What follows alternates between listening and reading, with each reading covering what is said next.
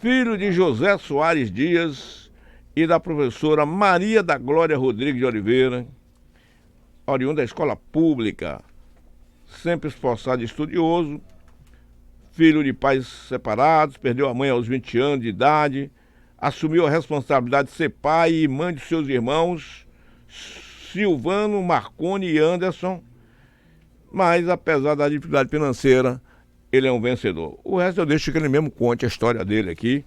Silvio, bom dia, querido amigo. Bom dia, Dilson. Bom dia a todos os ouvintes, Ana, Miro, toda a equipe. É um grande prazer poder estar aqui, nosso amigo e colega Etevaldo. É realmente um grande prazer poder vir aqui e compartilhar algumas experiências de vida com os nossos ouvintes. Pois é, Silvio. E eu dizia aqui, estou de brincadeira, porque Silvio não pinta cabelo, né?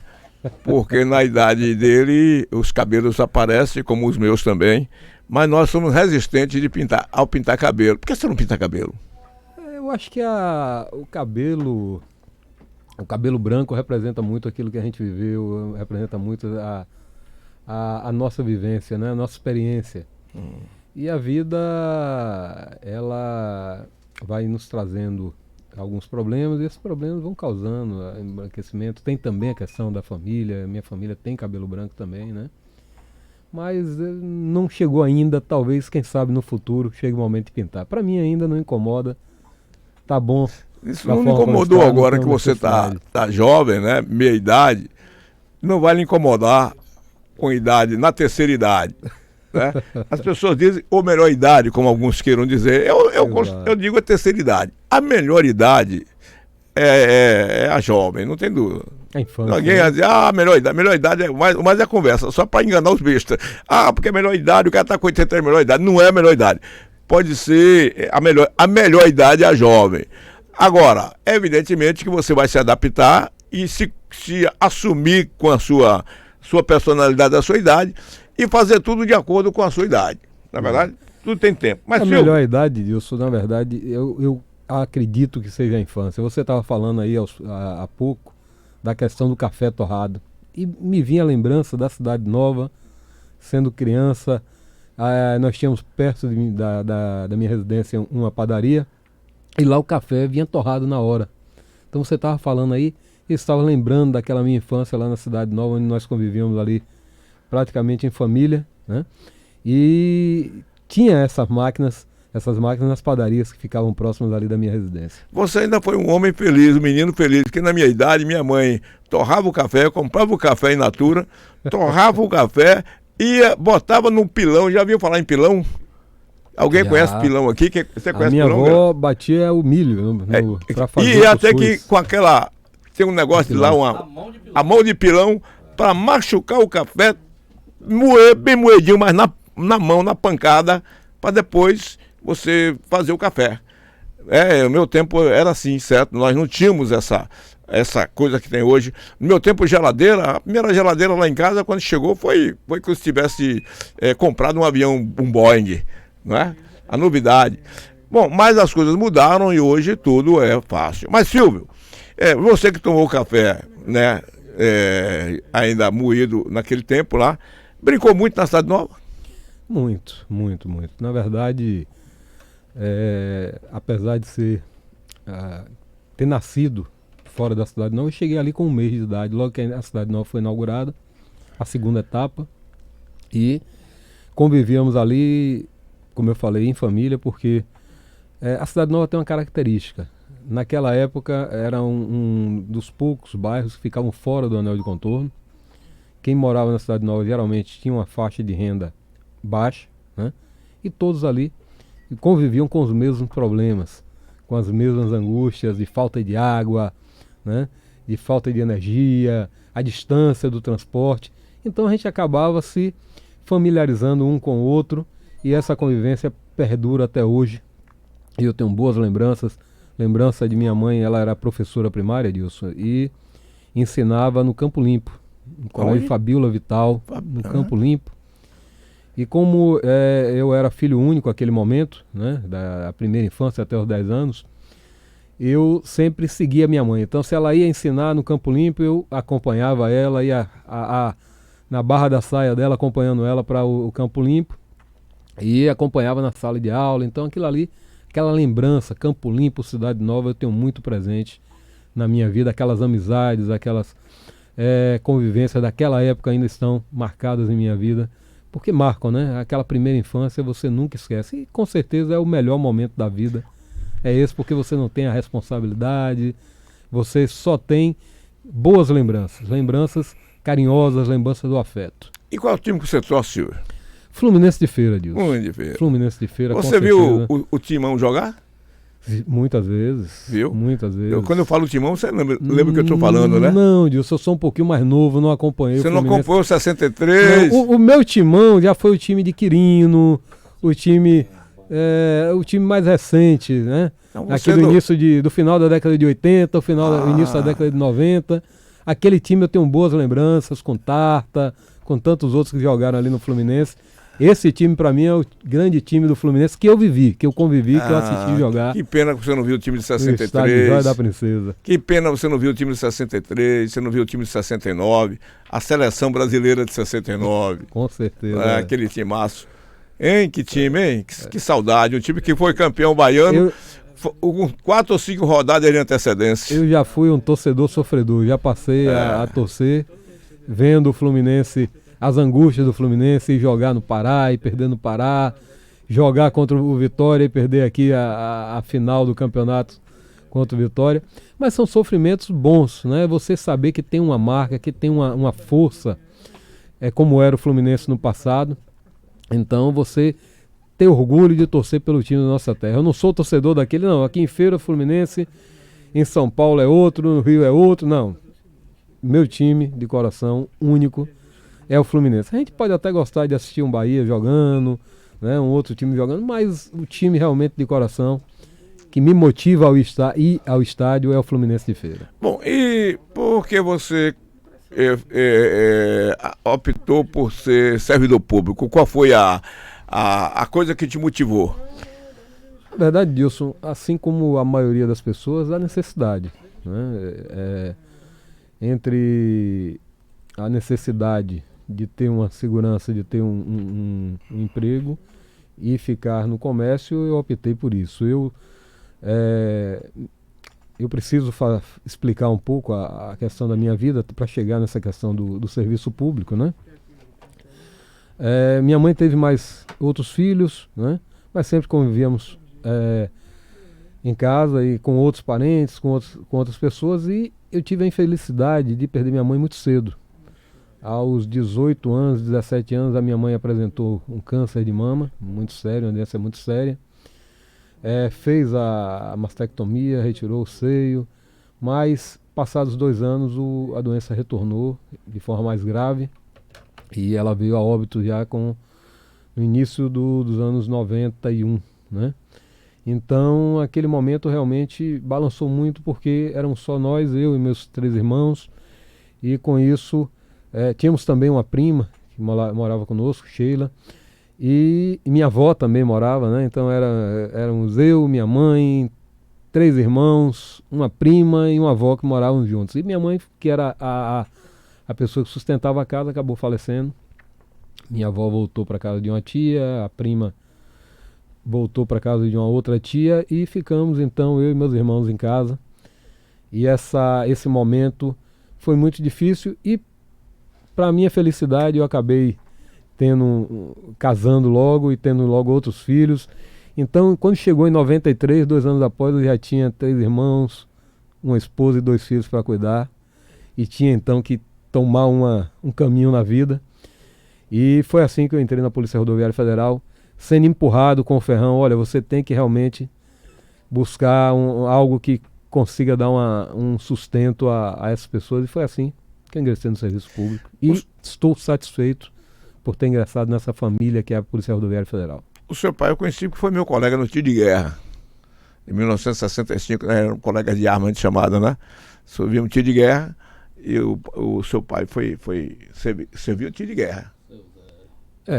Meu pai, ele, assim que ele, casados recentes, meu pai e minha mãe, acabaram separando por questões naturais da vida. Meu pai seguiu um outro caminho, foi para São Paulo, passou então muito tempo em São Paulo. Retornando, eu já era praticamente adolescente. Então aquela vivência no primeiro momento da infância, eu não tive muito contato com meu pai, mas daí em diante, com o retorno dele, sim, ele passou a ser uma pessoa muito presente em minha vida e me ajudou muito nos momentos difíceis. Mas naquele primeiro momento da infância, realmente a referência que você acaba tendo é de sua mãe, que você leva para o resto da vida, né? Bom, na Polícia Rodoviária Federal, porque você hoje continua servidor público, porque você está servindo no Detran, mas já se aposentou da Polícia Rodoviária? Já, Adilson, já me aposentei. Eu comecei a trabalhar muito cedo. Eu comecei a trabalhar aos 12 anos de idade, né? E com 15 anos de idade eu tive a minha carteira assinada pela primeira vez na Clínica Santa Cecília. Eu já trabalhava com informática, aos 15 anos já trabalhava com informática, na loja Computer Feira, e daí surgiu o convite do Dr. Hércules, a quem eu mando um grande abraço, tenho uma grande estima por ele, espero que esteja nos ouvindo. Dr. Hércules era um dos donos da Clínica Santa Cecília e me convidou naquela época para ser programador. Veja que naquela época não existia nem essa profissão. Deu trabalho, inclusive, para o RH da empresa encontrar a normatização para colocar lá na carteira como programador. E eu tive a felicidade, então, de meu primeiro emprego ser na Clínica Santa Cecília, ao lado do Dr. Hércules, ao lado daqueles médicos maravilhosos que atendiam lá. E daí em diante, né, de carteira assinada, foi seguindo. Por isso eu consegui completar o meu tempo de serviço, 30 anos, com uma certa saúde ainda, e já completei o tempo de serviço na Polícia Rodoviária Federal. Meu irmão é aposentado também da Polícia Rodoviária Federal, e um dos compromissos de meu irmão é todo ano se reunir com um grupo aí da época. É uma família. A Polícia Rodoviária Federal é uma família, porque é você passar 24, 48 horas trabalhando com um colega. Às vezes você viaja, vai para outros estados. Tem colegas que chegam a passar 90 dias viajando longe de suas famílias. Então você acaba tendo laço realmente de amizade, de família com aquele colega. E isso não é a aposentadoria que vai romper esse laço, né? Na Polícia Rodoviária Federal eu tive a grata satisfação de conviver com pessoas maravilhosas, pessoas que me ensinaram muito. Você vive na Polícia Rodoviária Federal no limite do estresse, muitas vezes, né? Porque você está ali no posto e de repente surge, alguém para no posto, olha, acabei de ser assaltado e o marginal está vindo ali, né? Ou então a pessoa chega, olha, acabou de ter um acidente, tem pessoas presas na ferragem, tem crianças presas na ferragem, tem pessoas mortas. Então você tem que controlar a sua ansiedade, controlar o seu estresse e chegar e dar uma resposta, muitas vezes socorrendo, muitas vezes mantendo a segurança daquele local. E isso realmente lhe traz uma angústia muito grande, e você tem que se apegar ao seu colega, ao seu amigo que está ali perto, que vai ali ajudar e muitas vezes garantir a sua segurança. E no Detran, qual é essa correlação com a Polícia Rodoviária Federal? Já que tudo fala de segurança de trânsito. É importante a gente explicar como é que surgiu o Detran em minha vida, né? Eu, na Polícia Rodoviária Federal, assumi a chefia da delegacia aqui em Feira de Santana por volta do ano 2010, e esse trabalho na Polícia Rodoviária Federal me reaproximou de um amigo que eu já convivia com ele há muito tempo, mas durante a vivência a gente acaba se afastando, que foi o deputado Zé Neto, né, que eu conheci lá com o doutor Roque Aras, quando o Roque Aras ainda estava iniciando o escritório dele na Barão de Cotegipe, tinha mudado da Senhor dos Passos para Barão de Cotegipe. Lá encontrei Zé Neto, aquele advogado novo, esse advogado que brigava pelas causas sociais, e foi ali então que eu conheci o Zé Neto, naquele momento quando ainda advogava com você ali na Justiça do Trabalho, ali próximo ao Colégio Municipal, né?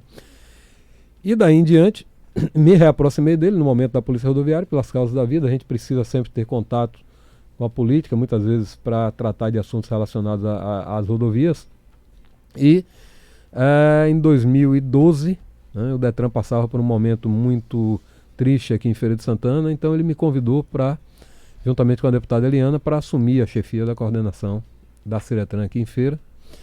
E não lhe minto, foi um momento muito de pensar, de analisar, porque se você perguntasse, a cada 10 pessoas que você perguntasse o que é que achavam, 12 lhe diriam que não fosse, né? Me diziam que não fosse para lá.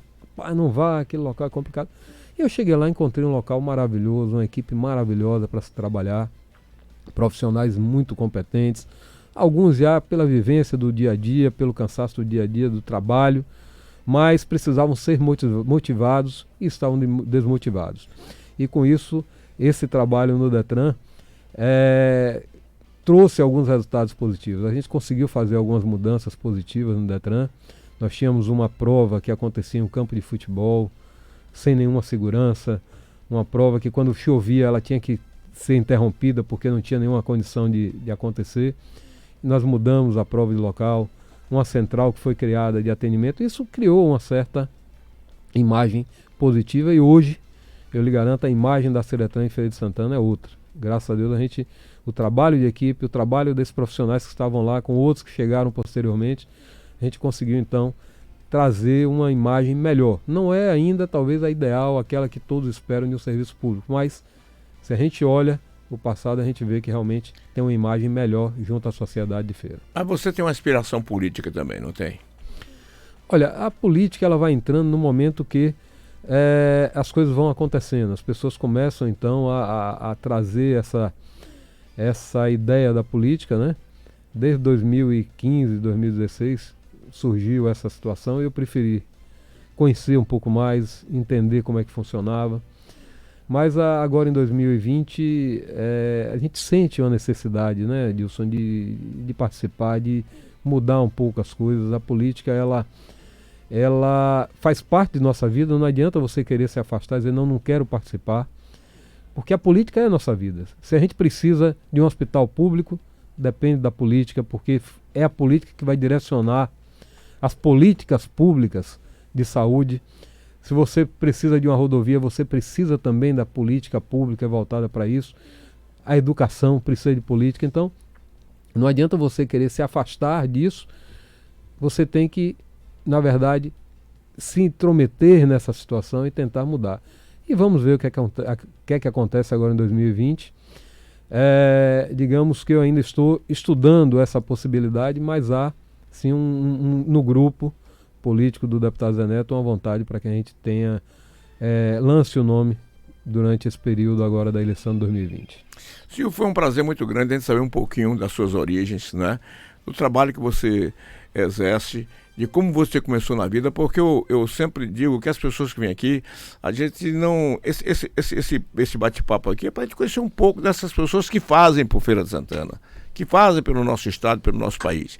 E você é um servidor e uma pessoa que faz por Feira de Santana. Então a gente fica muito grato, Feira de Santana fica muito grato por ter um filho da sua terra, hoje servindo a sua terra. E quem sabe servirá mais ainda. Então, eu fiquei sabendo um pouco, portanto, da sua vida, porque você agora acabou de contar quem foi você, o menino lá da Cidade Nova, aquele menino pobre, né, que cresceu. Pois não, Miro? Tem só uma pergunta aqui, tem um áudio também aí, mas tem uma pergunta. Pergunte a Silvio aí, porque ele acha de que eu sou um pai para ele. Foi o Mundinho da funerária que mandou para você, meu amigo Raimundo. Raimundo com certeza é um pai, porque em grandes momentos difíceis da vida você tem que se encontra alguém que está sempre com você, né? E aí também aproveito, Miro, para mandar um abraço para André e Magali, que também são minhas irmãs. O Diego, que também é meu irmão. Eu tenho mais outros 3 irmãos por parte de pai. Diego e Magali, André e Magali, que residem aqui em Feira de Santana. A gente conhece por Josi, né? Josi Magali, que é esposa do nosso irmão Paulilo, do Fluminense de Feira. E tem o Diego, que está morando na Alemanha, que foi estudar e hoje é doutor em informática e está trabalhando na Alemanha. Mas o Mundinho realmente é um grande pai que me ajudou muito, me auxiliou muito e é um amigo principalmente, né? Cadê ele? Parabéns ao amigo que tem uma linda história de vida. Homem de bom coração, qual temos muita admiração e respeito. Grande Silvio. José Carlos, secretário de Finanças de Santo Estevão. Grande amigo. Santo Estevão é uma cidade onde nós temos muitos amigos. Bem, né? Temos lá, meu irmão acaba por residir lá, mora lá, casou lá e está residindo lá, o Silvano. Né? E é isso, Dilson. A vida, ela nos ensina, nos traz alguns ensinamentos. O principal é que a educação é tudo. A educação é a única forma que você tem para conseguir realmente vencer as barreiras. O pobre, e isso eu ouvi numa música, um rap, por sinal, falava o seguinte: o jovem pobre, ele só tem três caminhos para subir na vida. Ou ele vira cantor de pagode, ou vai jogar futebol, ou tem que estudar. Eu não sabia cantar, não sei jogar futebol, tive que estudar.